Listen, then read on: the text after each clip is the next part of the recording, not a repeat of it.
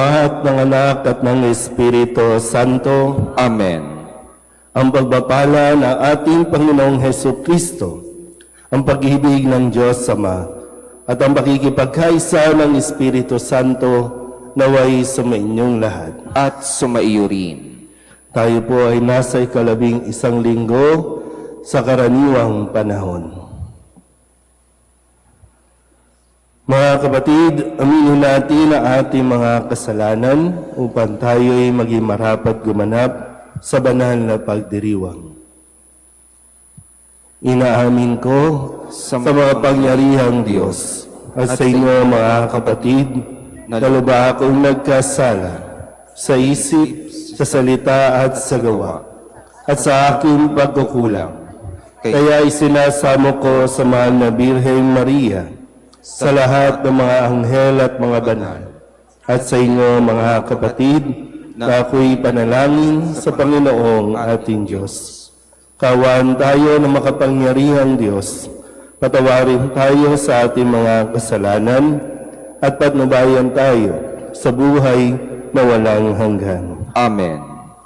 Panginoon, kaawaan mo kami. Panginoon, kaawaan mo kami. Kristo, kaawaan mo kami. Kristo, kaawaan mo kami. Panginoon, kaawaan mo kami. Panginoon, kaawaan mo kami.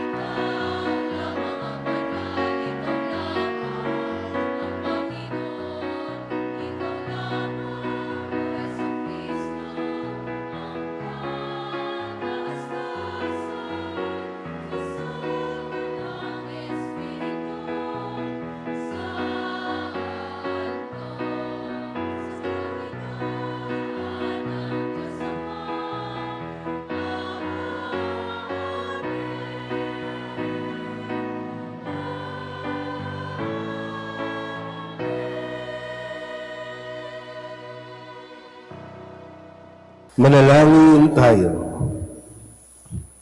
Ama naming makapangyarihan, lakas ka ng mga walang inaasahan kundi ikaw. Ang pagluhog namin ay iyong pagbigyan sapagkat kami mga tao lamang na pawang mahihina kapag iyong iniwanan.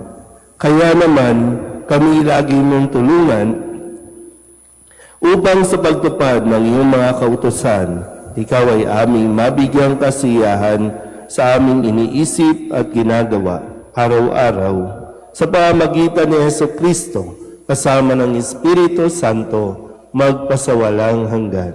Amen. Binigyang kapanatagan ng Diyos si Moises sa pamamagitan ng kanyang presensya kahit pa sila'y patuloy pang naglalakbay sa disyerto. Ito'y patunay na sila'y bayang hinirang at minamahal ng Diyos. Pagbasa mula sa aklat ng Exodo. Noong mga araw na iyon, mula sa Refidim, nagpatuloy ang mga anak ni Israel sa ilang ng Sinai at nagkampo sa tapat ng bundok. Si Moises naman ay umakyat ng bundok upang makipag-usap sa Diyos. Sinabi sa kanya ng Panginoon, "Ito ang sabihin mo sa buong angkan ni Jacob, sa buong Israel. Nakita ninyo ang ginawa ko sa mga Ehipsyo, at tulad ng pangangalaga ng isang agila sa kanyang mga inakay, kayo'y aking kinupkup. Kung susundin ninyo ako at hindi kayo sisira sa pakikipagtipan ko sa inyo, kayo ang magiging bayan kong hinirang. Ang buong daigdig ay akin, ngunit kayo'y aking itatangi. Kayo'y gagawin kong bayan ng mga saserdote na maglilingkod sa akin, nakatalaga sa akin." Ang salita ng Diyos. Salamat sa Diyos.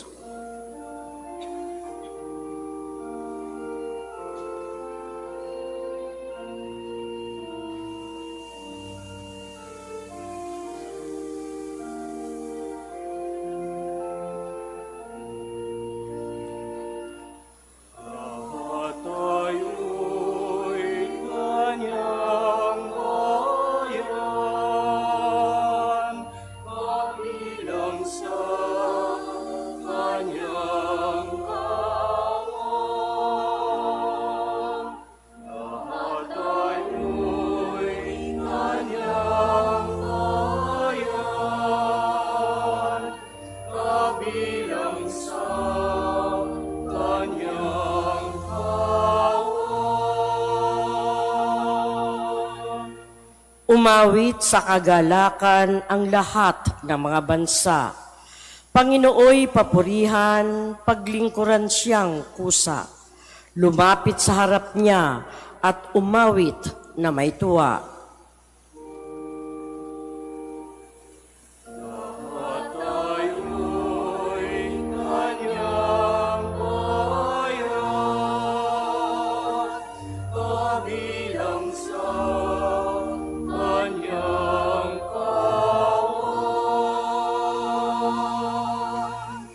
Ang Panginooy ating Diyos, ito'y dapat na malaman. Tayo'y Kanyang lahat, tayong lahat na nilalang. Lahat tayo'y bayan niya, kabilang sa Kanyang kawan.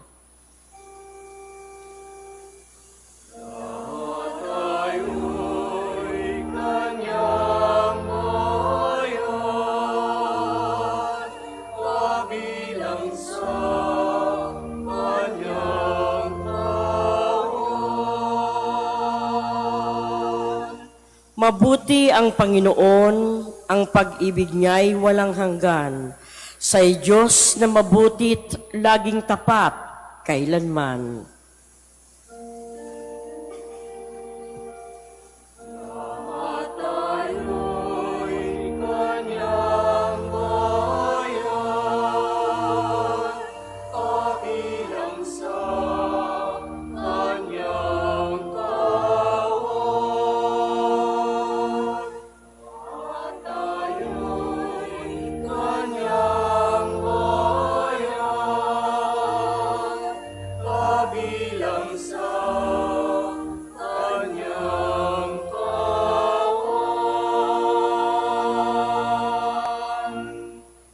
Hinihikayat ni San Pablo ang mga sinaunang Kristiyano sa Roma na manatiling matatag sa kanilang pananalig kay Kristo.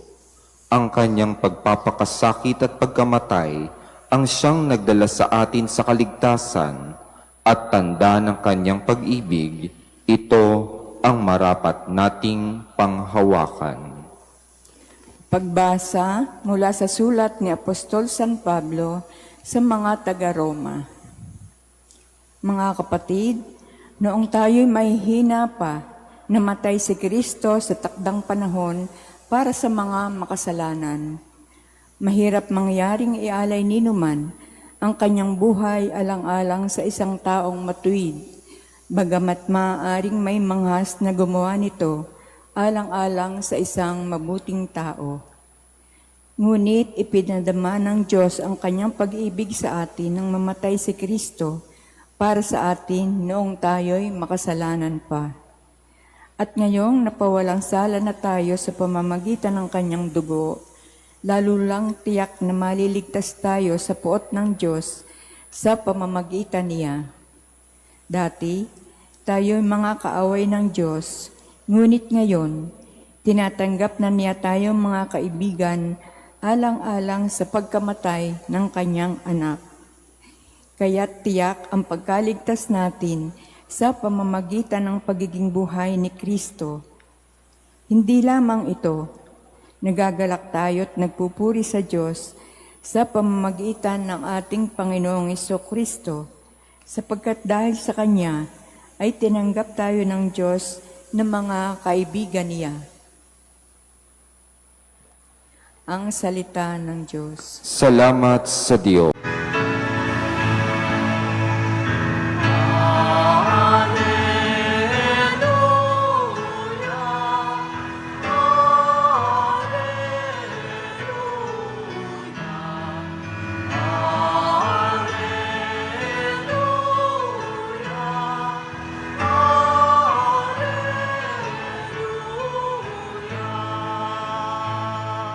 Ang Diyos ay maghahari na, talikdan ang tanang sala, manalig sa balita niya.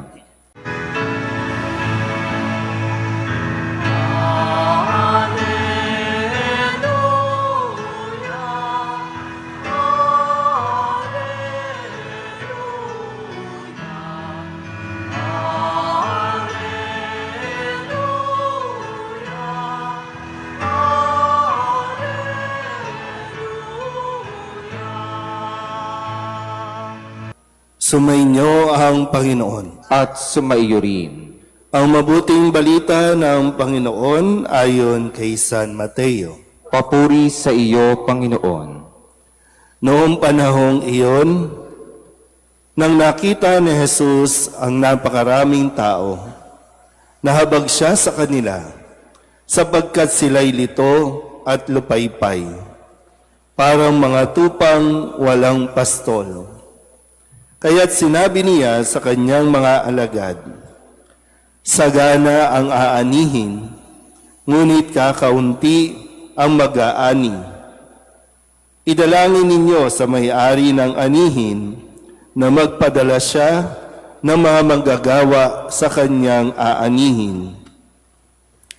Tinipon ni Jesus ang 12 alagad at binigyan ng kapangyarihang magpalayas ng masasamang espiritu at magpagaling ng mga may karamdaman. Ito ang pangalan ng 12 apostol. Si Simon na tinatawag na Pedro at si Andres na kanyang kapatid. Sina Santiago at Juan na mga anak ni Zebedeo. Sina Felipe at Bartolome. Si Tomas at si Mateo na publikano, si Santiago na anak ni Alfeo at si Tadeo, si Simong Makabayan at si Judas Iscariote ang nagkanulo kay Jesus. Ang 12 ito ay sinugo ni Jesus at kanyang pinagbilinan. Huwag kayong pupunta sa lugar ng mga hintil o sa alinmang bayan ng mga Samaritano. Sa halip ay hanapin ninyo ang mga nawawalang tupa ng sambahayan ng Israel. Umayo kayo at ipangaral ninyo na malapit ng maghari ang Diyos. Pagalingin ninyo ang mga may sakit at buhayin ang mga patay.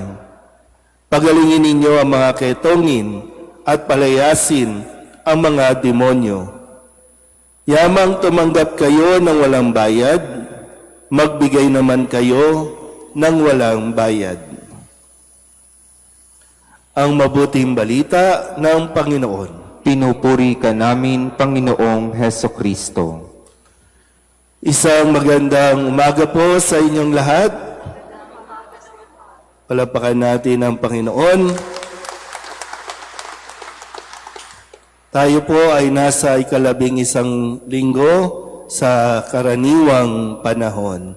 At nitong nakalipas na mga araw, maraming nadagdag na mga pangyayari sa ating pong lipunan, lalo tigit ang paglindol sa bahagi ng Mindanao at sa balita na atin pong natutunghayan pa rin magpasa hanggang ngayon, maraming tao pa rin ang nagugutom, walang tubig, walang kuryente, at wala pa rin matirhan dahil naghihintay pa rin naman ng tulong na minsan talaga mapapaisip ka din bakit pag ganitong sitwasyon ang bagal ng ayuda.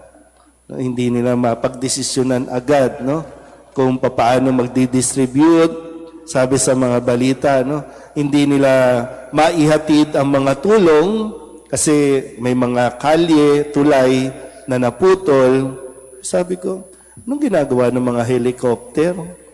Ano yung ginagawa ng mga sasakyan na talagang nagagamit ng ating mga lingkod bayan para magpumasyal, para pumunta sa ibang lugar? Pag ganitong tunay na pangangailangan, sadyang mabagal tayo sa ating pagtugon. Kaya marapat lamang na ang mensahe ng ating Ebanghelyo ay isa puso natin. Sabi ni Kristo sa ating Ebanghelyo, nakita niya ang napakaraming tao. Sila ay lito, sila ay lupaypay. Kaya nahabag siya sa kanila. Sabihin niyo nga po, nahabag. Nahabag yung compassion. Pag sinabing compassion, yun yung nauunawaan mo ang sitwasyon ng isang tao. Nauunawaan mo ang kalagayan. Nararamdaman mo ang kanilang pinagdadaanan. Kaya mahalaga na mayroon tayong pusong mahabagin. Na pag nakikita natin, yung bang hindi tayo natatahimik na ganun na lang yung kanilang kalagayan. Kasi ang bawat isa ay may magagawa pa. Kaya nga, pagkatapos niyan, si Jesus ay humirang ng 12 apostol.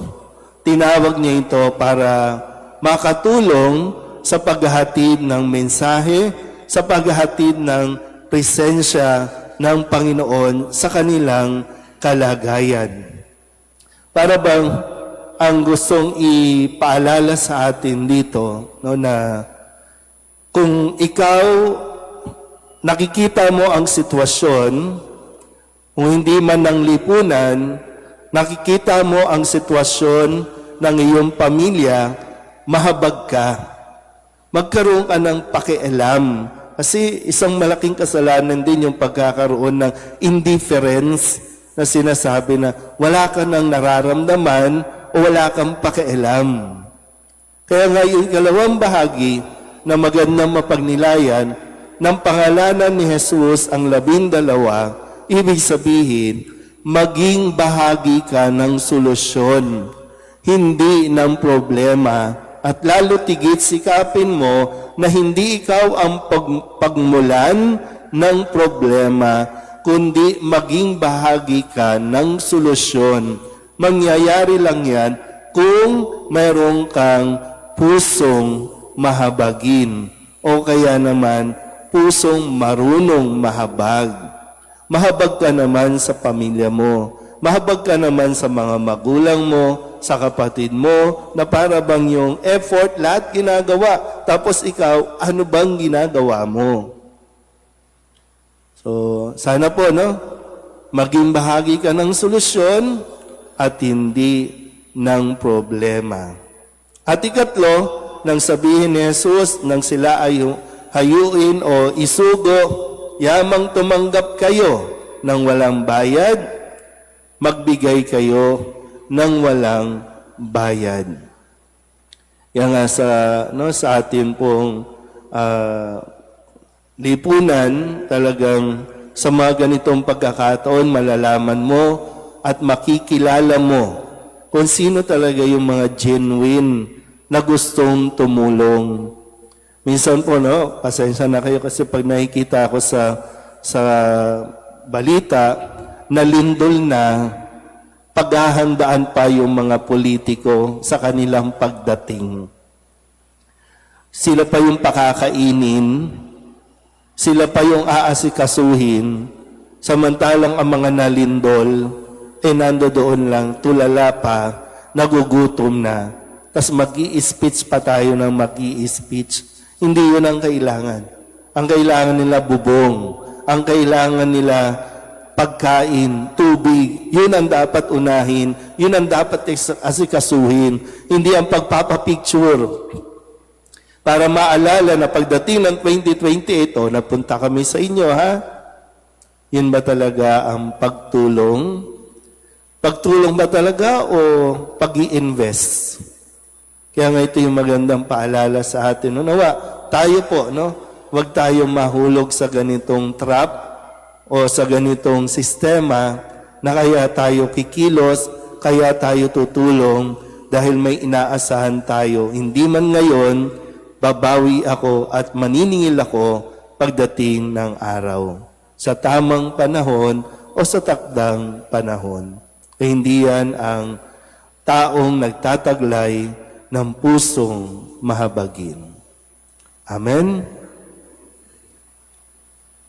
Ipahayag natin ang ating pananampalataya. Sumasampalataya ako Sa Diyos sa mga makapangyarihan sa lahat, na may gawa ng langit at lupa, sumasampalataya ako kay Hesu Kristo, iisang anak ng Diyos, Panginoon nating lahat. Nagkatawang tao siya lalang ng Espiritu Santo, ipinanganak ni Santa Mariang Birhen, pinagpakasakit ni Poncio Pilato, ipinako sa krus na matay inilibing, nanaog sa kinaroroonan ng mga yumao, nang may ikatlong araw na buhay na maguli, umakyat sa langit, naluluklok sa kanan ng Diyos sa mga makapangyarihan sa lahat. Doon magmumulang paririto at huhukom sa nangabubuhay at nangamatay na tao. Sumasampalataya naman ako sa Diyos Espiritu Santo, sa banal na simbahang katolika, sa kasamahan ng mga banal, sa kapatawaran ng mga kasalanan, sa pagkabuhay na muli ng nangamatay na tao, at sa buhay na walang hanggan. Amen. Mga kapatid, manalangin tayo sa Ama upang maging ganap at buhay ang kanyang kaharian dito sa mundo. Ang kanyang paghaharing puno ng pag-ibig, kapayapaan at galak ang ating itutugon. Panginoon, dinggin mo ang aming panalangin. Panginoon, dinggin mo ang aming panalangin. Patuloy nawang maging tagapagpahayag at saksi ang simbahan sa mabuting balitang hatid ni Kristo na siyang bukal ng pag-ibig at pagkakaisa. Manalangin tayo. Panginoon, dinggin mo ang aming panalangin. Huwag nawa panghinaan ng loob ang mga pinuno ng simbahan at bansa kung ang kanilang mga adhikain ay malayo pa sa kaganapan. Patuloy nawa silang manalig sa iyo, O Diyos, at magtiwala sa tulong ng kawang kanilang pinaglilingkuran. Manalangin tayo. Panginoon, dinggin mo ang aming panalangin. Tumugon nawa ang mga mabubuting kabataan na tinatawag sa bukasyon ang pagpaparit, pagiging relihiyoso at relihiyosa, Manalangin tayo. Panginoon, dinggin mo ang aming panalangin. Salubungin mo, Ama, 10 ng iyong mga anghel at iyong banal, ang mga kapatid naming yumao sa iyong kaharian sa langit. Manalangin tayo. Panginoon, dinggin mo ang aming panalangin. Upang mamayani ang kapayapaan sa gitnang silangan at sa buong mundo, at ipag-adyanwa ang sangkatauhan sa karahasan, kasakiman at pang-aabuso ng kapangyarihan na nagdudulot ng paghihirap at kamatayan sa marami. Manalangin tayo sa Panginoon. Panginoon, dinggin mo ang aming panalangin. Upang ang lahat ng mga nagdurusa dahil sa kalupitan ng digmaan ay daglian ng makaranas ng kapayapaan at mabuhay ng may kapanatagan at kalayaan. Manalangin tayo sa Panginoon. Panginoon, dinggin mo ang aming panalangin. Sa ilang sandali ng katahimikan, itaas natin sa Diyos ang ating pansariling kahilingan, gayon din ang iba pang mga pangangailangan ng ating pamayanan.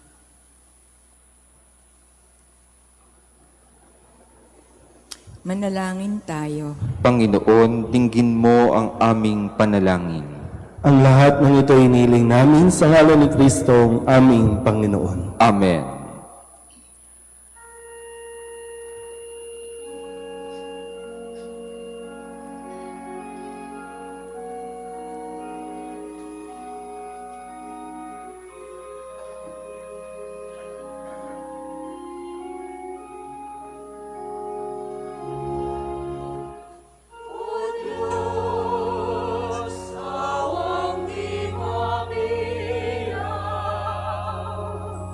Tanggapin mo yaring aming alay,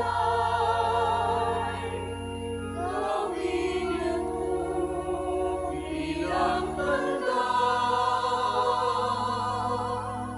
ng aming kaligtasan.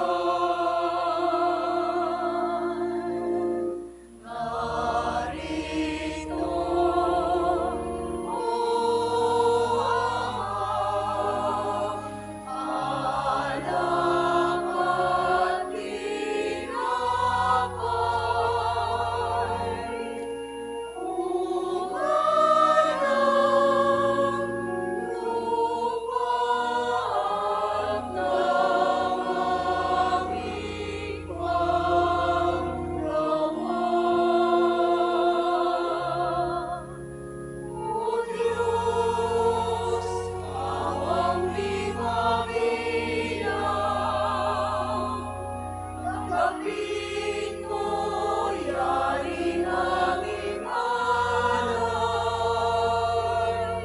gawing alaala ng pagkamatay,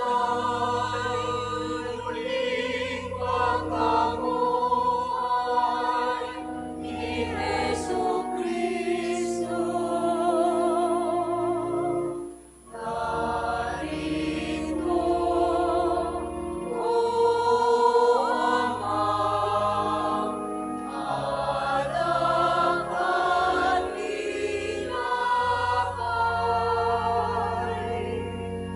umalang lupa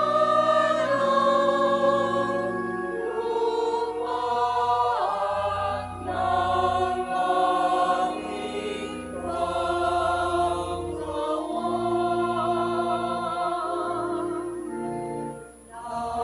Narito, O Ama, alak at tinapay, umalang lupa ng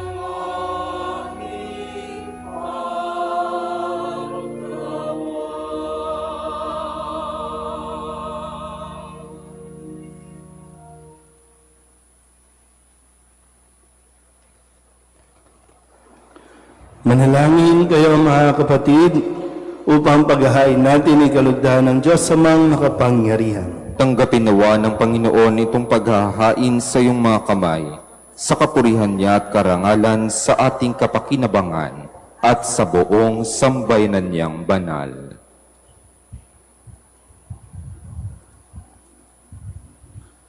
Ama naming lamika, kami ginawa mong may angking katauhan na dapat pakanin at panghalagaan at iyong dinudulutan ng banal na pakikinabang.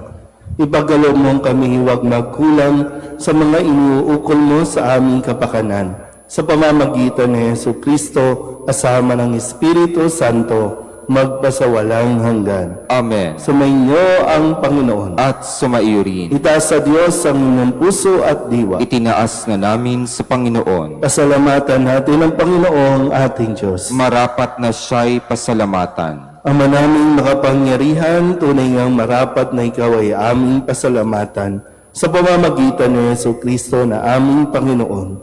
Siya ay naging kapwa naming maaasahan upang may mangunang umako sa pananagutan dahil hangad mong magbago ang kinamihas ng pagkakanya-kanya ng sangkatauhan. Bunga ng pagtitiis, siya ay nanaig at ang kamatayan ay kanyang nalupig. Kaya't siya ang aming daan para aming masapin ang iyong tapat at maaasahang pag-ibig. Kaya kaysa ng mga anghel na nagsisiawin ng papuri sa iyo na walang humpay sa kalangitan, kami nagbubunyi sa iyong kadakilaan.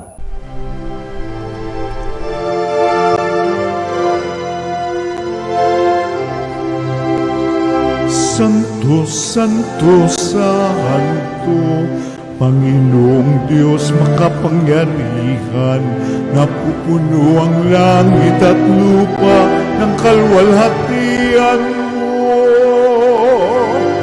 Hosana sa kaitaasan, pinagpalang na paririto sa ngalan ng Panginoon. Hosana sa kaitaasan.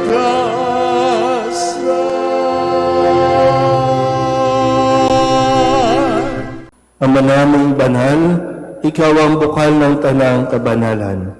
Kaya't sa pamamagitan ng iyong Espiritu, gawin mong banal ang kaloob na ito upang para sa aming maging katawan at dugo ng aming Panginoong Hesu Kristo. Bago niya pinagtiis ang usang loob na maging handog, hinawakan niya ang tinapay, pinasalamatan kaniya. Pinaghati-hati niya iyon, iniabot sa kanyang mga alagad at sinabi, "Tanggapin ninyong lahat ito at kanin, ito ang aking katawan na ihahandog para sa inyo."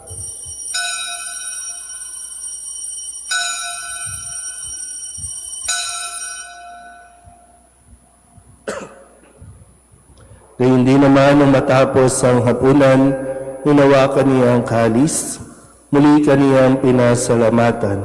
Inabot niya ang kalis sa kanyang mga alagad at sinabi, "Tanggapin ninyong lahat ito at inumin. Ito ang kalis ng aking dugo, ng bago at walang hanggang tipan. Ang aking dugo na ibubuhos para sa inyo at para sa lahat, sa ikapagpapatawad ng mga kasalanan. Gawin ninyo ito sa pag-alaala sa akin."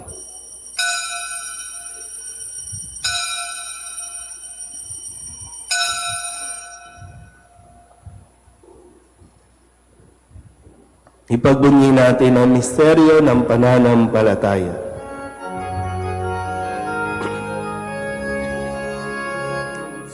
Cristo ay gunitahin, sarili ay titirahin, bilang pagkain inumin, bilang sasalungan natin, hanggang sa siya'y dumating, hanggang sa siya'y dumating. Ama, ginagawa namin ngayon ang pag-alaala sa pagkamatay at muling pagkabuhay ng iyong anak. Kaya tiniaalay namin sa iyo ang tinapay na nagbibigay buhay at ang kalis na nagkakaloob ng kaligtasan. Kami napapasalamat dahil kami iyong minarapat na tumayo sa harap mo para maglingkod sa iyo. Sinasama namin kami magsasalo-salo sa katawan at dugo ni Kristo ay mabuklod sa pagkakaisa sa pamamagitan ng Espiritu Santo. Ama, lingapin mo ang iyong simbahang naganap sa buong daigdig. Puspusin mo kami sa pag-ibig, kaysa ni Leon na aming Papa at ni Jose na aming Obispo at ng Tanang Kaparian. Alalahanin mo sa Estrella na tinawag mo mula sa daigdig na ito. Nung siya'y binyagan, siya'y nakaisa ng Kristo sa pagkamatay.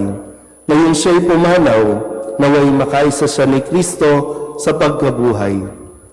Alalahanin mo rin ang mga kapatid naming nahimlay nang may pag-asang sila'y muling mabubuhay, gayon din ang lahat ng mga pumanaw. Kawaan mo sila at patuloyin sa iyong kaliwanagan. Kawaan mo at pagindapatin kaming lahat na makasalo sa iyong buhay na walang wakas. Kaysa naman na Birhen Maria na Ina ng Diyos, ng kabiyak ng puso niyan si San Jose. Kaysa ng mga apostol at ng lahat ng mga banal na namuhay dito sa daigdig ng kalugod-lugod sa iyo. May pagdiwang nawa namin ang pagpupuri sa ikararangal mo sa pamamagitan ng iyong anak na aming Panginoong Hesukristo. Sa pamamagitan ng Kristo, kasama niya at sa Kanya, ang lahat ng parangal at papuri ay sa iyo, Diyos Amang makapangyarihan, kasama ng Espiritu Santo, magpasawalang hanggan.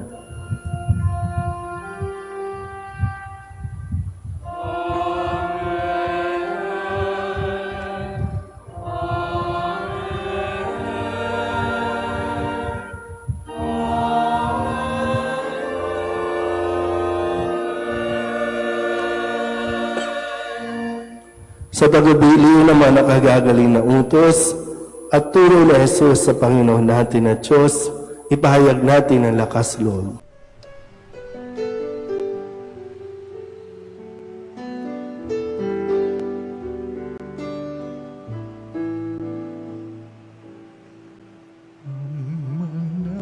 namin sumasalang ka, sambahin ang ngalan mo,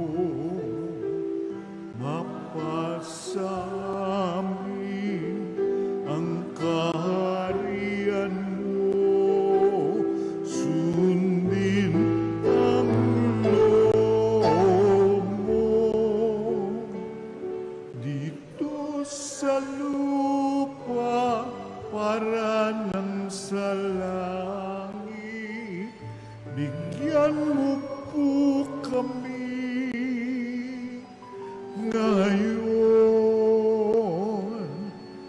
ng aming kakanin sa araw-araw at patawarin mo kami sa aming mga sala para ng pagpapatawan namin sa nagkakasala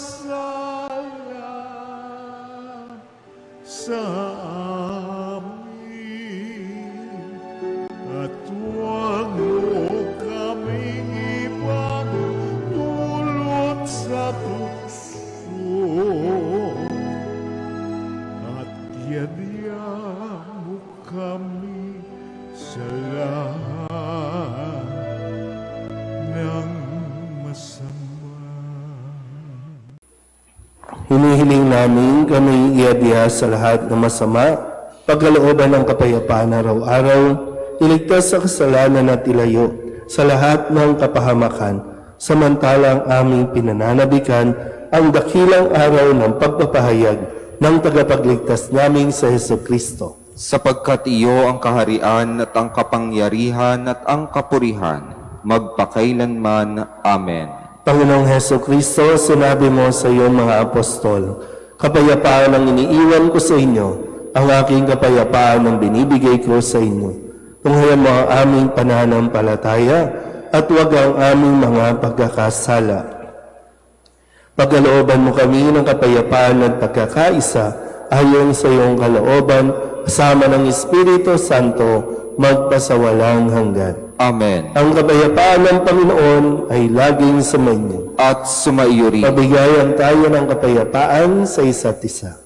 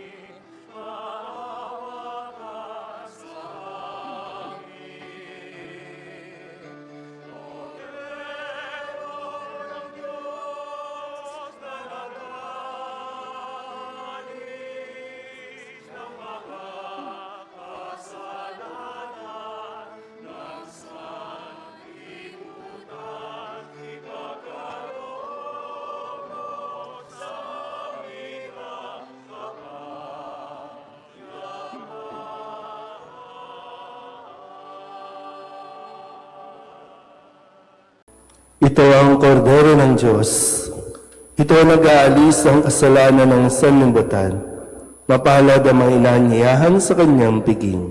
Panginoon, hindi ako karapat-dapat na magpatuloy sa iyo, ngunit sa isang salita mo lamang ay gagaling na ako.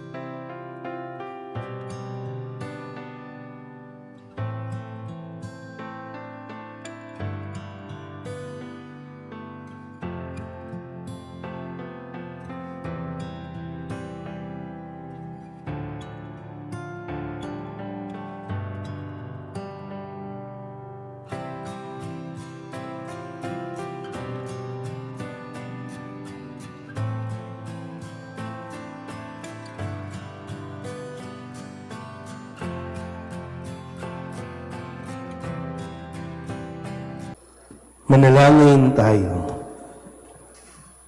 Ama naming mapagmahal, ang pinagsaluhan naming banal na pakikinabang na napapahiwatig ng iyong pakikisa sa tanan naritong nakikipagdiwang ay magdulot nawa ng pagkakaisa sa iyong sambayanan sa pamamagitan ni Jesucristo kasama ng Espiritu Santo magpasawalang hanggan. Amen. Sumainyo ang Panginoon At sumaiyo rin. at pagpalain kayo ng makapangyarihang Diyos, Ama at Anak at Espiritu Santo. Amen. Tapos sa banal na misa, humayo tayo sa kapayapaan ni Kristo. Salamat sa Diyos. Magandang umaga po.